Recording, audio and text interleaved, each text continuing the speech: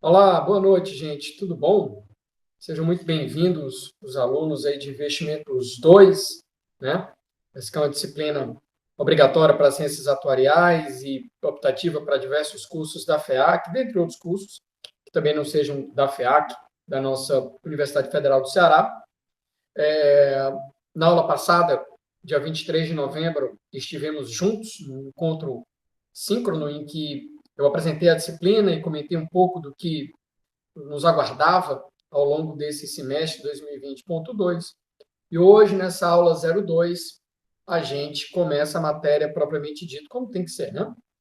Mas claro que a gente vai começar devagarinho, a gente vai começar com muito contexto, com perguntas, com reflexões. Não vai ser uma aula em que a gente vai entrar em modelagem propriamente dita, até porque é um primeiro encontro sobre a disciplina em si, sobre o conteúdo em si, não é? Muito bem. Eu vou partilhar com vocês lá no Siga a foto, a foto do quadro que eu acabei de escrever, em cima do qual a gente vai conduzir a aula de hoje. E um artigo que a gente também vai fazer menção a ele está disponível para você, já está disponível para você lá no Siga A. Tá joia? Muito bem. Acho que a gente já pode começar e vou começar aqui partilhando com vocês a tela de hoje, tá? Só um instantinho.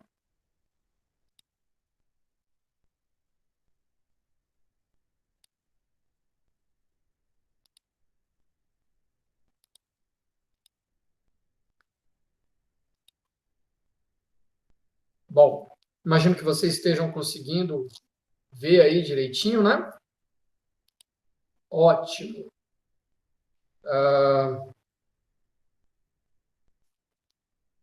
Vou dar um zoom para ficar melhor, né? Muito bem, gente. Eu já havia dito para vocês que essa nossa disciplina de investimentos 2, ela é Asset Pricing. E aí é importante você se situar dentro da ciência financeira, né? Finanças, como eu achava há uns 20 anos atrás, não é matemática financeira, né? Aliás, matemática financeira nem é finanças, porque quando a gente estuda matemática financeira, não se pressupõe, por exemplo, incerteza. Não havendo incerteza, para mim, nem finanças é. Muito bem.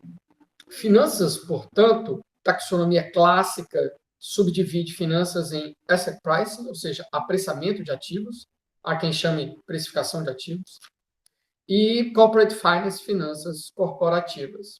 Aqui nós estamos no filé, aqui nós estamos em asset pricing, apressamento de ativos, e sim é uma sequência natural de investimentos uma vez que lá a gente viu toda a teoria de composição de carteira, que é uma área específica, com menos modelagem, talvez, mas é uma sub-área de asset pricing, né? Investimentos é um dos tópicos que a gente estuda em asset pricing, mas aqui a gente vai para asset pricing propriamente dito, uma vez que a gente vai ter, a partir da aula que vem, essa é mais contextual, mais introdutória, mas a partir da aula 03 é modelagem toda a aula. Teórica, aplicada, em cima de paper, em cima de case para o Brasil ou para o exterior, não importa. Mas é modelagem aula após aula. Tá? Muito bem. Então, em todas as nossas aulas, a gente vai ter esse tipo de estrutura, né? Como eu já havia antecipado, as aulas que forem assíncronas, né? As aulas que forem síncronas serão as de apresentação de paper por vocês, ou do trabalho em equipe. Joia. E aí a ideia é sempre trabalhar em cima de um quadro, ou, como eu havia dito, em cima de um paper que já está escrito, e daí não tem por que eu não projetar o paper para vocês, como eu faria em sala de aula. A ideia é reproduzir da melhor forma possível, de fato, como se estivéssemos juntos numa sala de aula, lembrando sempre que o chat do Cigar, do Zap, do e-mail, todos os meios de comunicação estão aí disponíveis justamente para que vocês tirem dúvidas, desculpa, após assistirem essa aula, que, claro, está disponível para você no nosso canal do YouTube. Muito bem. Então, vamos lá, Paulo. O que a gente observa aqui nesse quadro, né? A aula de hoje é eficiência de mercado, né? Vai já ficar claro o que é e por que a gente precisa começar por eficiência de mercado, tá? Muito bem. Eu olho para esse quadro aqui e me vejo necessariamente motivado a começar com algumas reflexões, tá?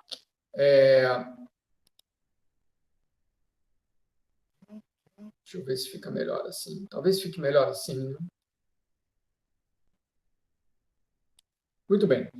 Eu me vejo necessariamente tendo que pensar em algumas reflexões, como eu havia dito. Essas reflexões podem ser desde devaneios, a dúvidas, a premissas ou hipóteses que vão ser úteis nos nossos modelos, mas elas certamente me parecem úteis para a gente começar essa disciplina. Todos os modelos que a gente vai ver de apreciamento de ativos, a partir da aula que vem já, eles têm uma premissa em comum. Talvez seja a única premissa, tá? Eles partem do pressuposto, a única premissa em comum. Eles partem do pressuposto que o mercado está em equilíbrio, tá? Isso é muito mais importante do que eu posso parecer. Isso nos faz ter que refletir da seguinte forma. Rapaz, se eu ouso imaginar, inferir que o mercado temporariamente, por alguma razão, está diante de um forte desequilíbrio, é melhor eu ter muita ressalva, muito cuidado com as conclusões que eu vou fazer a partir dos modelos de apreciamento que eu gosto de usar. Já, se eu infiro que o mercado esteja em equilíbrio, eu me sinto mais tranquilo para usar os modelos. Quando o negócio está tão desequilibrado, eu, sinceramente, muitas vezes paro de usar os modelos. Se estiver realizando ganhos, realizo. Se tiver um momento de ganhos, eu realizo os ganhos, deixo em renda fixa e espero aquele desequilíbrio passar. Claro, ponderando os custos de turnover e por aí vai. Mas o ponto eu reconheço a limitação do meu modelo. Quando está em desequilíbrio, é melhor não acreditar tanto assim nos modelos. E a definição de estar ou não em equilíbrio, aí, claro, é algo bem mais subjetivo. Mas é importante simplesmente atinar que todos os modelos partem desse pressuposto. O mundo está em equilíbrio. O mercado financeiro em questão está em equilíbrio. Se não estiver, cuidado com as conclusões do teu modelo. Tá? Os preços dos ativos são previsíveis, né? Deixa eu ver se a gente tem aqui como usar aqui um editor, né? Não é o caso, né? Desculpa, fui mexer demais e acabei perdendo minha apresentação aqui. Deixa eu apresentar de novo para vocês.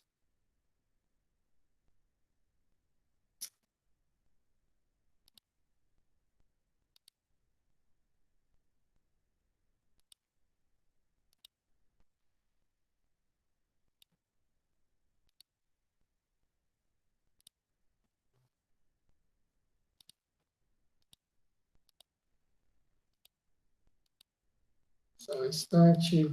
Pronto, voltou. Né? Muito bem. Era isso aqui que eu queria. Desculpa. Vamos pegar aqui um marca-texto aqui interessante para nós. Então, muito bem, né? Como eu havia dito, nós estamos aqui na... esse não é um bom... Isso não é um marca-texto, né? Uma caneta.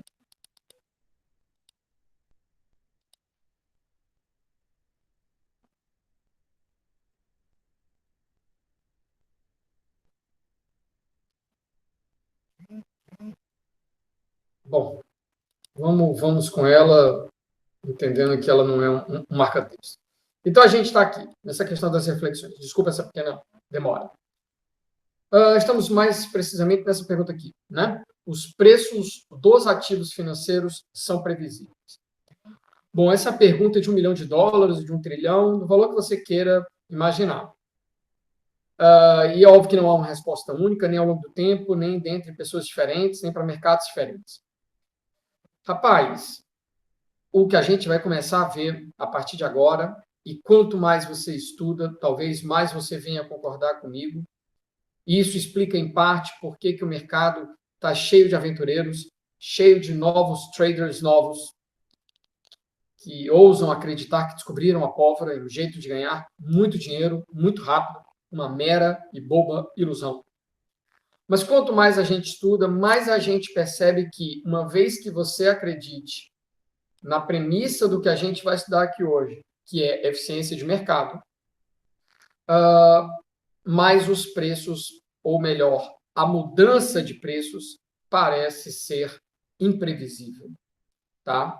Mas o preço de hoje vai tender a refletir o de ontem. E por que você tem uma bola de cristal e é iluminado? E por que você tem esse poder paranormal de conseguir prever melhor do que as outras pessoas no resto do mundo? Para onde vai a ação, aquele fundo, hoje, em relação ao fechamento de ontem?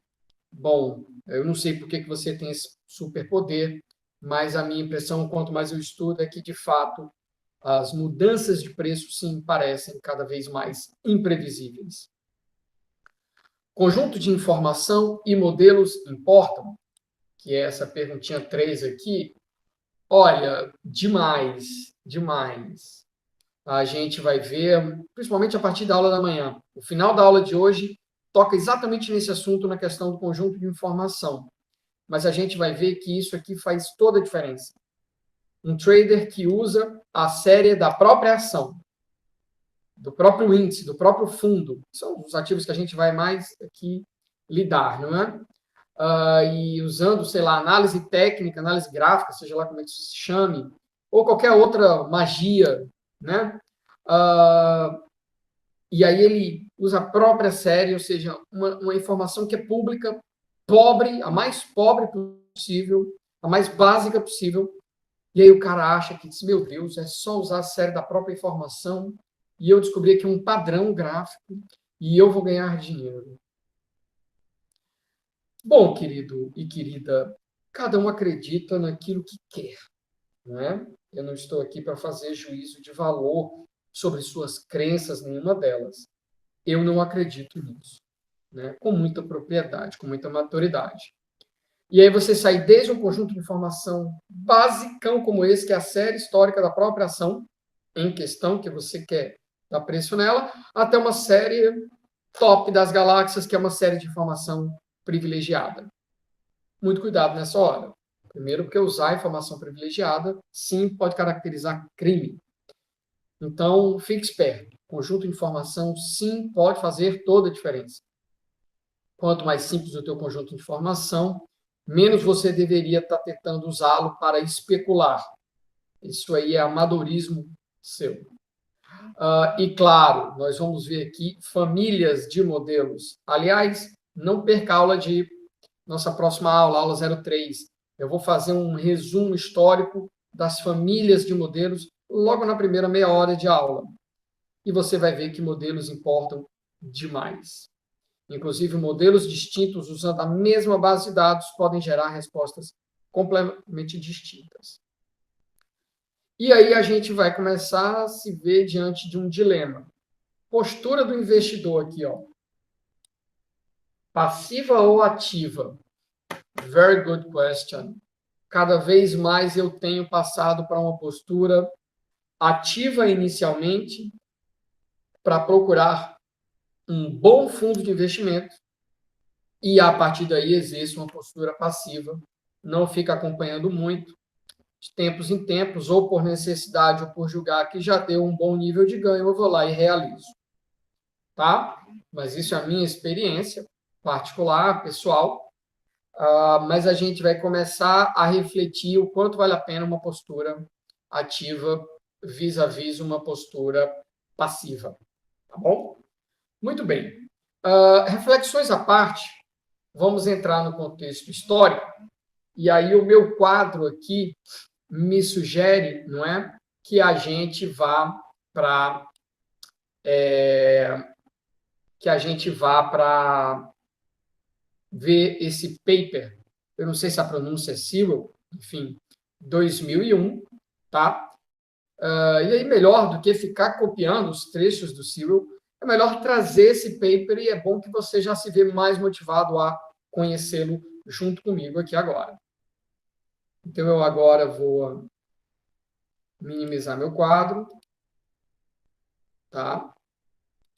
E vou aqui parar essa apresentação e vou apresentar aqui agora o paper do Sewell com você, tá? Muito bem, vou melhorar, claro, né? Essa visualização que está bem ruim, né? Deixa eu mostrar aqui do comecinho, tá? Muito bem, uma Research Notes, ou seja, não é um paper publicado, acho que pelo caráter dele, que é mais histórico, descritivo, portanto, tem uma inovação um pouco menor, né? A história da hipótese da eficiência de mercado, né? Seria talvez a versão em português, um paper de 2011, tá? Até peço desculpas, acho que no quadro eu coloquei 2001, mas é 2011, é bem mais atual. E é uma note porque ela tem um tamanho limitado, né? Uma letter normalmente vai até 2.500 palavras, uma note até umas 5.000 palavras, um paper é a partir disso, mas não escrevam papers com mais de 10.000 palavras, provavelmente ele vai estar grande, maior do que o necessário, tá? Então, aqui eu vou baixando para uns trechos que eu identifiquei que são bem interessantes, tá? E aí vou mostrando. Eu não sei se aqui eu tenho algum editor. Não, não é o caso. Vamos voltar aqui. Muito bem. É um paper curto, como vocês podem ver.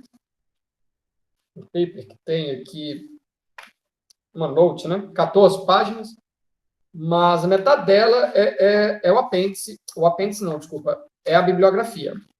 É muito rico a parte de referência bibliográfica dele, até porque ele se propõe a isso, né? Então, assim, eu queria começar pelo começo, e aí, ainda bem que quando ele chega nessa sessão aqui, que é a sessão 2 de História, ele vai para a primeira citação de que se tem notícia sobre apressamento de ativos ou sobre eficiência de mercados. Século XVI, mais precisamente, 1564, um matemático italiano, apreciador de bom vinho, Girolamo Cardano, na sua obra Liber de Ludo Alai, né?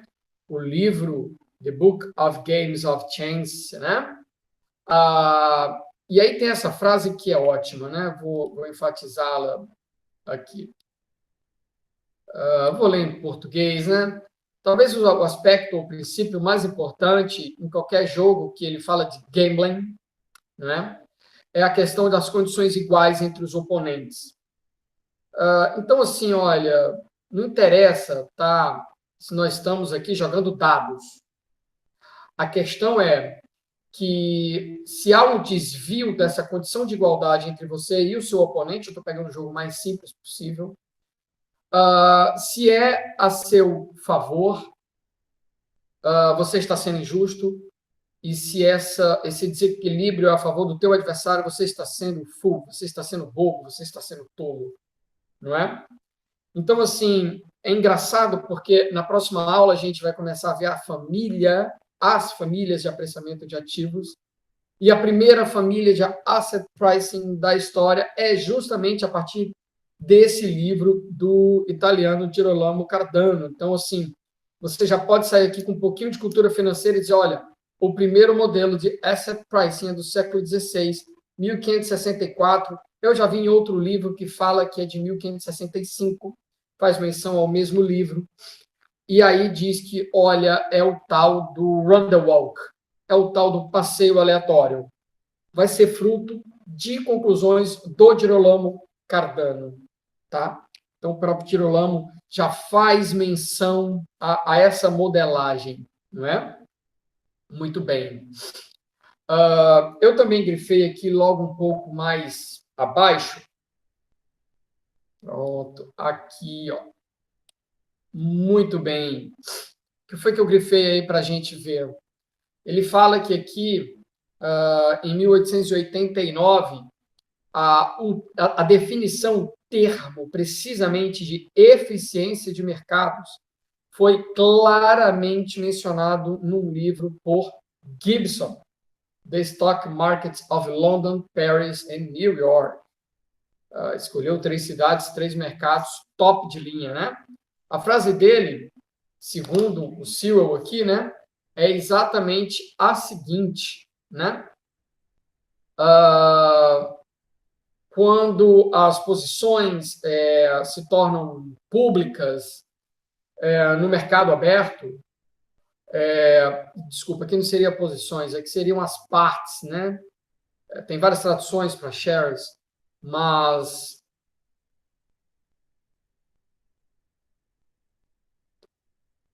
vamos lá. Quando as partes, quando talvez as posições das partes se tornam públicas no mercado financeiro aberto, o valor que essas partes vão adquirir devem estar associados a um julgamento da melhor inteligência que elas fizeram com relação àquilo ali. A gente vai ver definições mais claras, mas essa tem relevância pelo ineditismo de já citar a eficiência de mercado.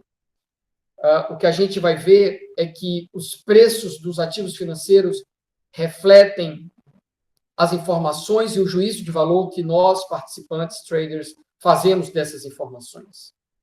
Em outras palavras, é isso que essa frase queria dizer. A gente vai ver frases, citações bem melhores e mais didáticas do que essa, e, claro, também mais recentes.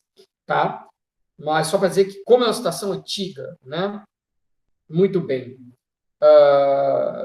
Joinha, joinha. Então, vamos lá. Ou seja, ainda no século XIX, né? Eu também puxei aqui essa outra colocação, que ela é muito rica. Em 1990, muito bem, Bachelier, um matemático francês citadíssimo, com muitas contribuições matemáticas, estatística e, claro, em finanças.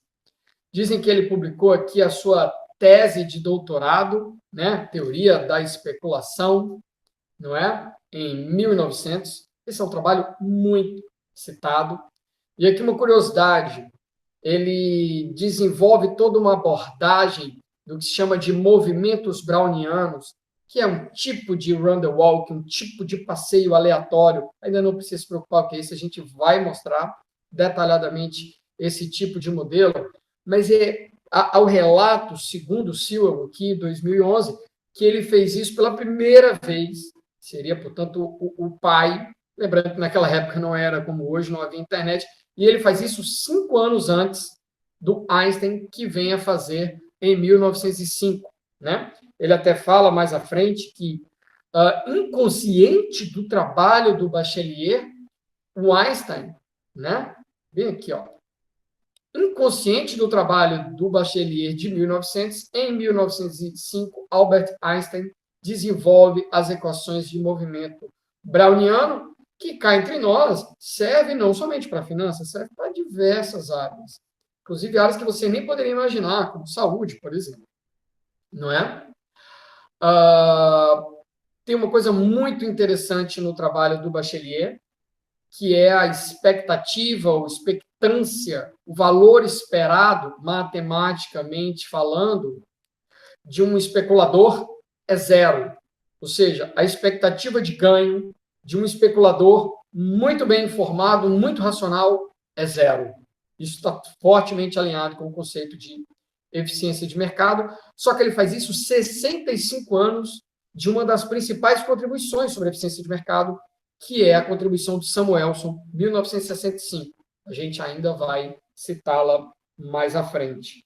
Tá?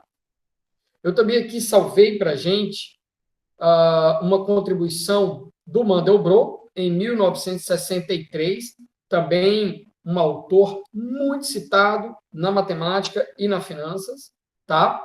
Mas é uma citação do Mandelbrot, não sobre ele próprio, mas sobre um trabalho de 1915. Por isso que eu ainda estou nessa parte bem histórica, né? Uma contribuição de Mitchell, 1915. Segundo Mandelbrot, né? Ele fala que o Mitchell, em 1915, foi o primeiro cara a perceber, evidenciar, notar que as distribuições de probabilidade, né, de mudança de preço, price changes, elas tinham caudas tal que não deveriam ser normais ou gaussianas. Então, assim, quando você pega a amostra de retornos, que são variações de preços, tem características visuais tais aquela amostra que não parece que aquela amostra tenha sido extraído de uma população de retornos de variação de preço, população essa descrita por uma distribuição de probabilidade normal.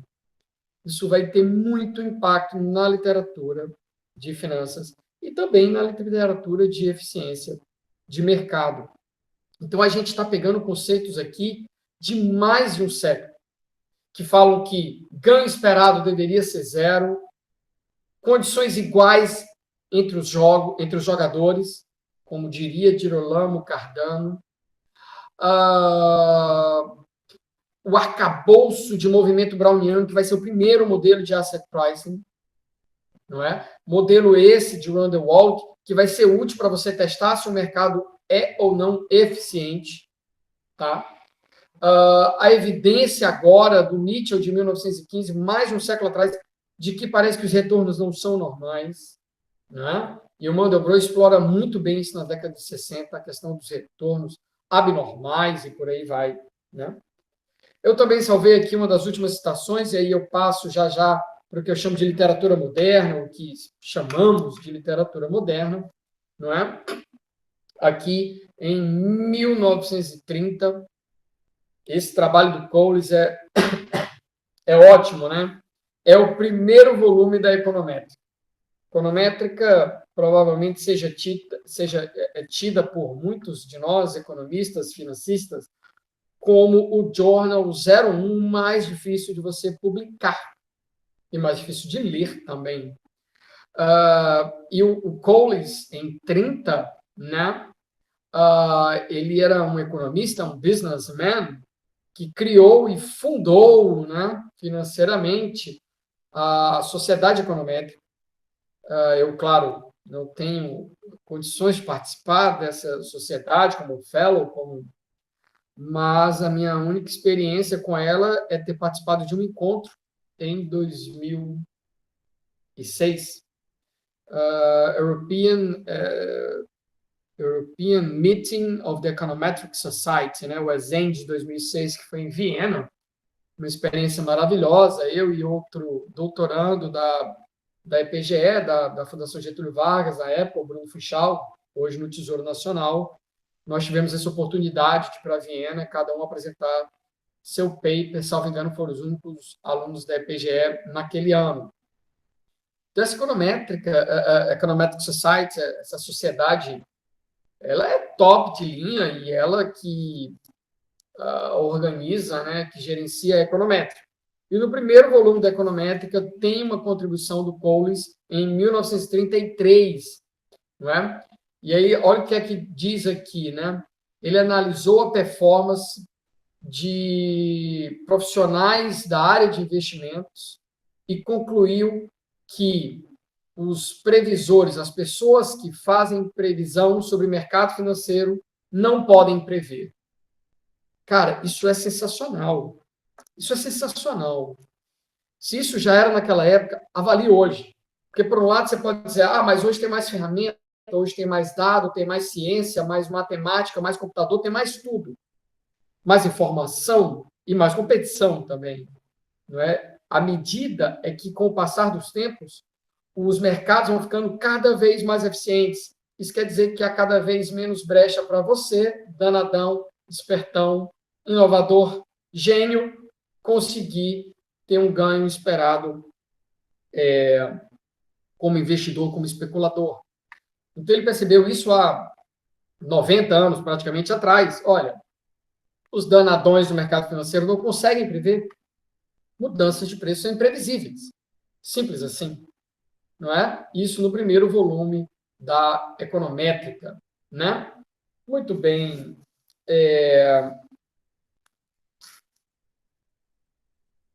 Ele até faz uma menção aqui que as decisões dos investidores são como animal spirits, espíritos animais, enfim, declaração bem forte, né? Claro, literal. Terminando aqui as nossas principais citações históricas. Pronto. Em 1953, o economista monetarista Milton Friedman, que até participa, né, da banca, né, do William Markowitz, William Markowitz, não, desculpa, William Sharpe é uma coisa, Harry Markowitz, né, mil perdões. Então, Friedman, que não era um financista, né, nem tinha finanças exatamente naquela época, isso vai ficar mais claro para vocês depois.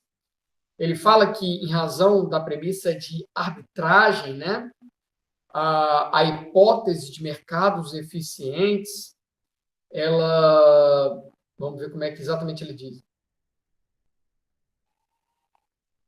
Ele fala que o caso para que essa hipótese seja feita, você deve assumir a hipótese que os mercados são eficientes, mesmo em situações em que as estratégias de trading estejam correlacionadas. No mesmo ano, em 53, o Kendall, aí já é um estudo empírico, analisou 22 séries de preços com frequências semanais e achou, para sua surpresa, que elas são essencialmente random, aleatórias. Eu vou pegar mais uma citação e aí a gente já vai entrando nas definições mais modernas de eficiência de mercado financeiro, né? Aqui em 1955, Leonard Savage, que tem grandes contribuições teóricas em finanças, em equilíbrio geral, em microeconomia, né? Essa história é boa, né? Ele, fuçando na livraria de Yale ou Chicago, ele descobriu a contribuição do Bachelier. A gente falou sobre o Bachelier no começo de 1900, né? Então, ele achou uma contribuição de Bachelier de 1914 e mandou mensagens. Naquela época não era exatamente o WhatsApp, nem Instagram, nem nada. Mandou aqui mensagem, que ele chama aqui de postcards, para alguns colegas, dizendo: alguém conhece Bachelier? Um dos caras que recebeu foi o Paul Samuelson.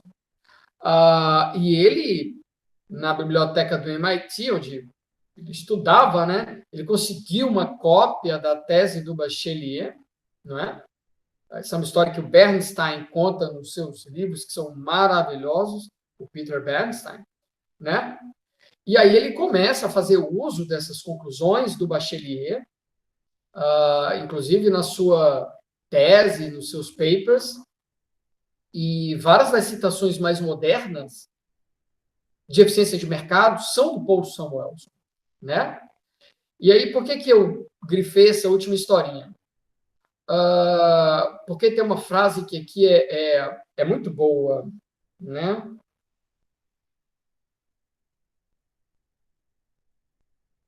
Pronto, é bem aqui, ó.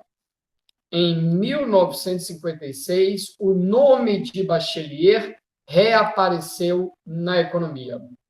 42 anos depois desse paper dele, de 1914, mais de 50 anos depois da sua primeira contribuição em 1900. Isso aqui me fez assim refletir que nós que estamos na academia, né, que somos pesquisadores, temos que ter, primeiro, muita autoconfiança no que estamos fazendo, temos que ter muita fé e temos que ter paciência. Claro, muita persistência e resiliência. Persistência porque nossas publicações podem demorar para sair, nossos artigos podem demorar para que sejam aceitos. Saiu esse ano, no Global Business Studies, um paper meu com o Jaime e o Ronald, que demorou, puxa, estou tentando lembrar quantos anos aqui, acho que mais de 7 anos para ser publicado, e teve mais de 15 rejects até ser aceito. Ou seja, eu demorei esses anos para que alguém reconhecesse o valor daquele trabalho e fosse publicado no Journal Internacional top de linha, em business. O Bachelier conseguiu publicar tese, paper, enfim. Mas depois que você publica, com muita persistência para não desistir e com muita resiliência para não se deixar bater pelos rejects, que são muito comuns, que é o default da academia, você receber um reject quando você tenta submeter um artigo. Não quer dizer que as pessoas venham a ler ou gostar do teu paper. Pode ser que as pessoas, o editor gostou, o parecerista publicou e tal, lá, beleza, mas vai morrer ali na revista. Ninguém cita, não vai para frente. Pode ser que vá para frente décadas depois que você vier a falecer. Parece justo, mas é uma forma de você conseguir a tua eternidade, né? Você se eternalizar, enfim. Mas o ponto é, no caso do Bachelier, demorou mais de 4 décadas para que ele viesse a ser citado. Hoje a gente cita Bachelier como se tivesse sido escrito ontem, mas não é bem assim. Então, é só para trabalhar um pouco a paciência vis-à-vis ansiedade, né? Que é um mal do mundo moderno, principalmente nesse período de pandemia. Mas, enfim, eu vou terminar as minhas citações, a minha parte histórica por aqui, e aí você vai se perguntar por que a próxima citação que você vai falar, você já incluiu, segundo o teu quadro branco, como literatura moderna e não como história, origem de asset pricing, de eficiência de mercados. Eu explico. Vamos voltar aqui a apresentar, né? Só que agora, novamente, o nosso quadro branco. Muito bem, muito bem. Olha, a gente já viu as reflexões, já viu o contexto histórico, literatura moderna. E aí a gente vai finalizar esse encontro de hoje em cima das citações desses 4 trabalhos aí. Samuelson, como eu já havia até antecipado, 1965. Eugene Fama, 70, o monstro Fama, que ganhou Nobel de Economia recentemente. O Fama, junto com o Kenneth Frank, são caras que a gente vai citar várias vezes ao longo dessa disciplina, principalmente pelas contribuições deles no que se refere a modelos de fatores, não é? Em APT. Isso aí vai ser daqui a alguns meses.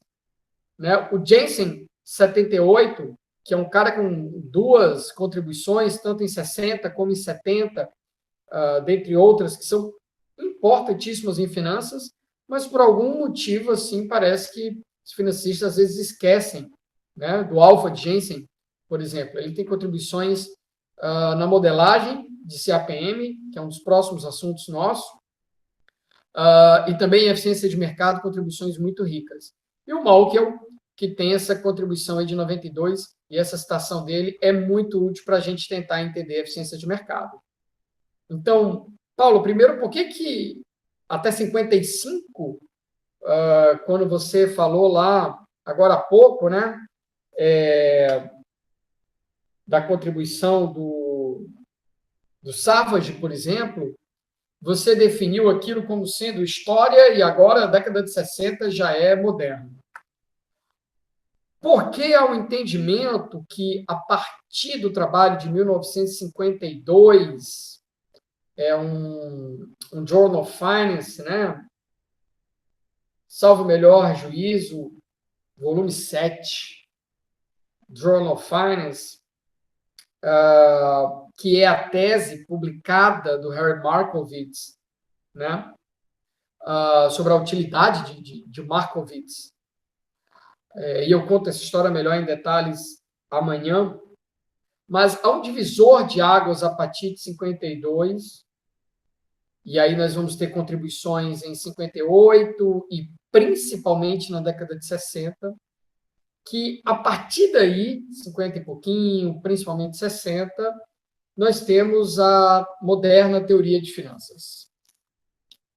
Até então, nem era finanças propriamente dita, era um estudo sobre ativos financeiros, mas finanças não tinham uma propriedade.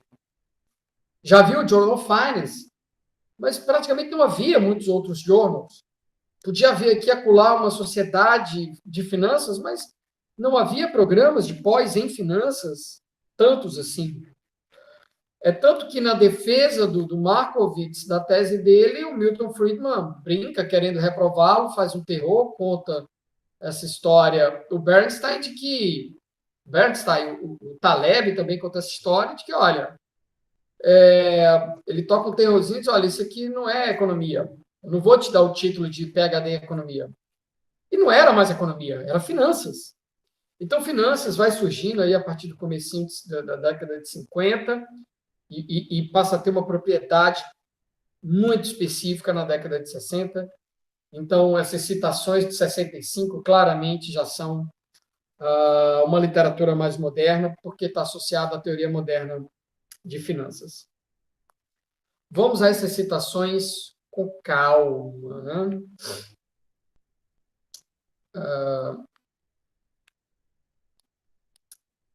Vamos apagar aqui, né? Principalmente se eu não mais usar, né? Muito bem. Vamos para essa primeira citação aqui de Samuelson, logo depois tem outra dele. O que é que nos diz aqui?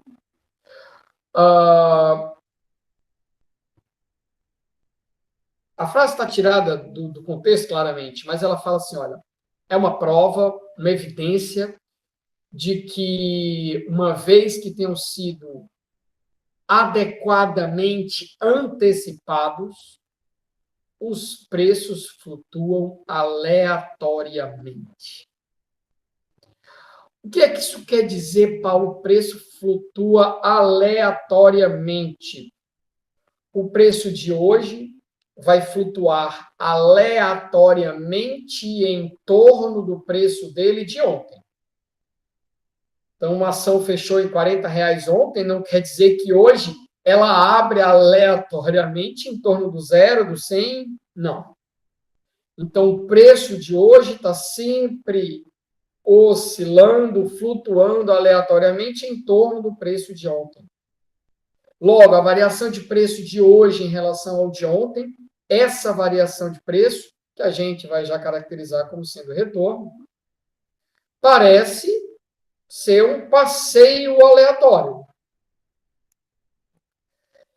E o grande ponto é, esse passeio aleatório tem um drift, tem uma tendência, tem um coeficiente linear? Vai parecer que não. Então, é como se o preço de hoje fosse o preço de ontem, mais um ruído branco, sem drift. Então, é como diz uma amiga minha, né? Parece aqueles bichos que voam sem ter plano de voo. Parece um bicho louco voando, você não sabe por que ele está indo para um lado, não sabe por que ele está indo para o outro, por que ele vai, por que ele volta, por que ele desce, por que ele sobe. Simples assim. Então, o preço fica oscilando em relação ao preço de ontem, mas não está muito claro por quê, em que direção. Isso se os preços forem corretamente antecipados. De outra forma, se a gente tiver usado o conjunto de informação mais rico possível, com a maior racionalidade possível, com o melhor modelo possível, a gente não vai conseguir prever os preços. Tá?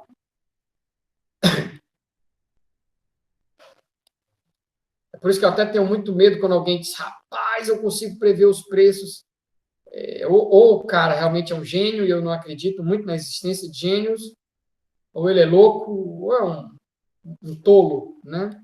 Como a literatura fala. Essa outra frase aqui também é muito boa, né? Em qualquer mercado informacionalmente eficiente. Isso é fundamental, porque o conceito de eficiência em economia ele é muito amplo. Você pode ter eficiência alocacional, alocar os recursos de maneira eficiente. É uma coisa. Muito comum na literatura de finanças públicas, por exemplo. Toda uma literatura que surge em 1970 com o Tanzi. Você pode ter eficiência de que outra forma, meu Deus? Você pode ter também eficiência alocacional no sentido de Pareto, não é? Então, você tem eficiência técnica, no sentido de Tanzi, eficiência alocacional, no sentido de Pareto, que é uma coisa que você vê em micro 1, mas aqui é eficiência informacional. É como os agentes microeconômicos usam a informação de que eles dispõem. Então, em um mercado financeiro eficiente informacionalmente, as mudanças de preços dos ativos têm que ser imprevisíveis se estes preços forem antecipados adequadamente, ou seja, se eles fully incorporate, ou seja, se eles incorporam, se eles refletem completamente as expectativas e as informações de todos os participantes do mercado. Parece complexo, parece utópico, e em certa forma é. A gente vai ver como é delicado testar se o mercado é eficiente ou não, não é? Mas vamos lá. O que é que está por trás aqui, meu Deus? Olha, toda vida que o preço de um ativo, não é nem toda vida, vamos lá. O preço de um ativo ele é o reflexo óbvio, incontestável de demanda e oferta. Pessoas querem vender, pessoas querem comprar aquele ativo financeiro. Quando todos os traders têm um conjunto de informação, eles usam aquele conjunto da melhor forma, e eles fazem uso de suas expectativas, de racionalidade, modelos, tudo no seu padrão ouro, os preços vão refletir tudo isso e simplesmente passa a ser imprevisível para onde vai o preço em relação ao preço vigente nesse instante de segundo aqui. Tá? Tem essa frase do Fama, que vocês vão ver que as frases são redundantes, mas elas vão trazendo elementos novos que ajudam a gente a entender. Um mercado no qual os preços sempre refletem a informação disponível é chamado de eficiente.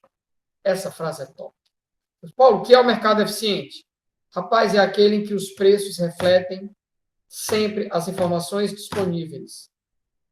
E aí a gente vai trazendo elementos novos nesse entendimento que não basta refletir, tem que refletir rápido.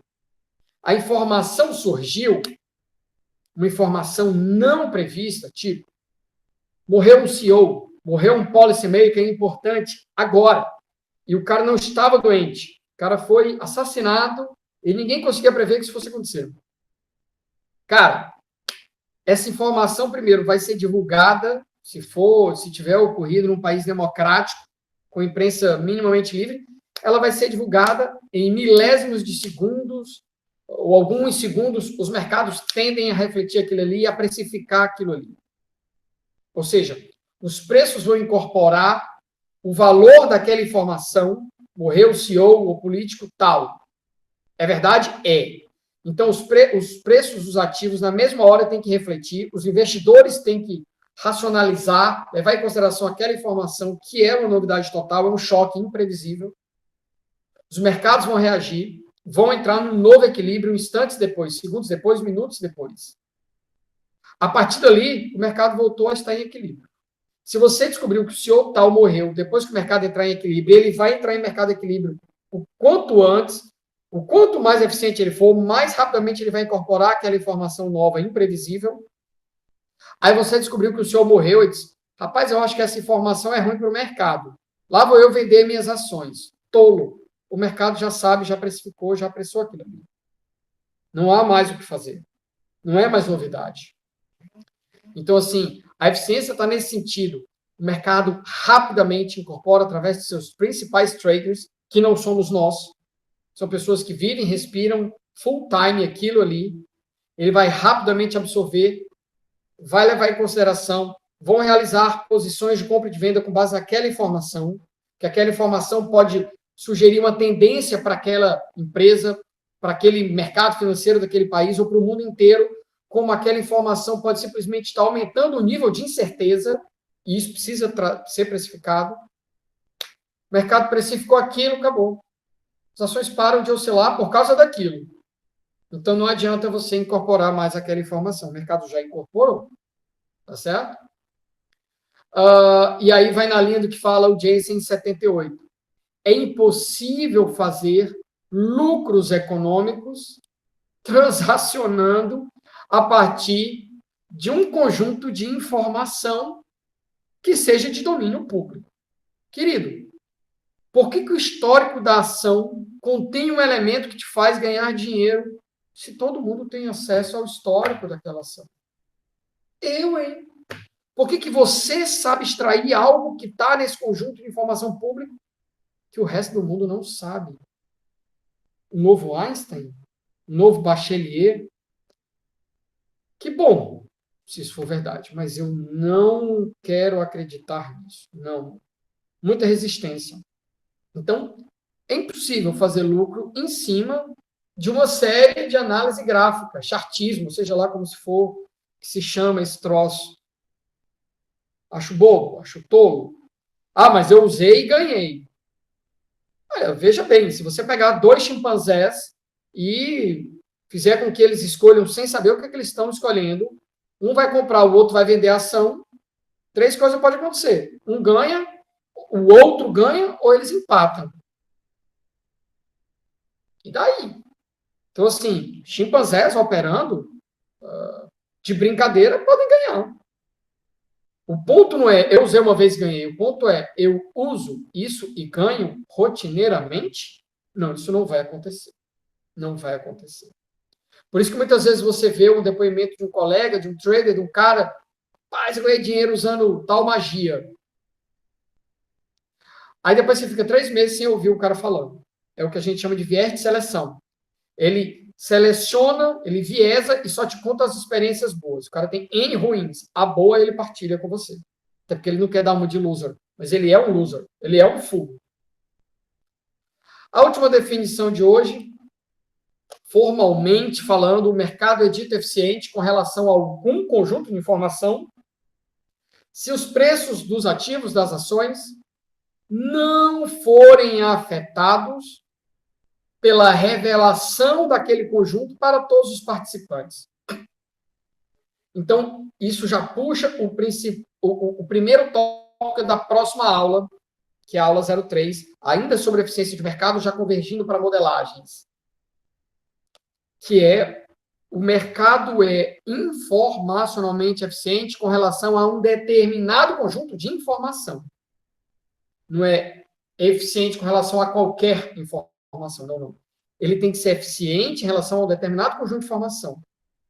E a gente pode sair daqui com essa definição misturada com as outras, que é o mercado financeiro é dito informacionalmente eficiente com relação a um determinado conjunto de informação, se, uma vez que os participantes acessem aquele conjunto, os preços não mais sejam alterados, porque os preços já incorporaram, já refletiram aquele determinado conjunto de informação. Começou a se tornar minimamente público, os principais traders, que são muito mais bem informados do que nós, incorporam aquelas informações nas suas posições, o mercado acha um novo equilíbrio, acabou. Ele acabou de se tornar eficiente. Quanto mais eficiente, quanto mais rápido ele vai incorporar aquela nova informação, que era imprevisível pelo mercado, e a partir daí ele acha um novo equilíbrio, passou a se tornar eficiente com relação àquele conjunto de informação, não parece mais ser possível obter, oferir ganhos, lucros, a partir do uso daquelas informações. Avalie informações públicas e velhas, defasadas. Certamente não é por aí que você vai ganhar dinheiro. A gente termina esse primeiro encontro de hoje com essas reflexões, com essas definições, com um pouco de história, com um pouco também de maturidade, dizendo, coloque seus pezinhos no chão. Não é tão trivial assim fazer lucros sistêmicos com o conjunto de informação que você dispõe, com a genialidade que você acha que tem. E muito cuidado, não sejam influenciados por esses falsos gurus, tá? Acredite na ciência, estude, e quanto mais você estudar, você vai ver quanto mais difícil é fazer lucros no mercado financeiro, no mercado acionário, tá? Nossa próxima aula, a gente dá continuidade falando justamente sobre os tipos de eficiência que tem a ver com cada conjunto de informação. Aí a gente vai entrar num histórico de modelagem de apressamento de ativos, vai falar sobre escola fundamentalista e escola gráfica, e na sequência vai entrando na primeira família de modelos, que são os modelos de Randall Walk, de 1500, do século XVI, de Girolamo Cardano. Até mais, bons estudos. Qualquer dúvida, nos procurem. Leiam esse paper, essa Research Notes do CEO. Forte abraço, queridos. Vou encerrando por aqui a nossa apresentação e, portanto, a nossa gravação. Forte abraço, gente.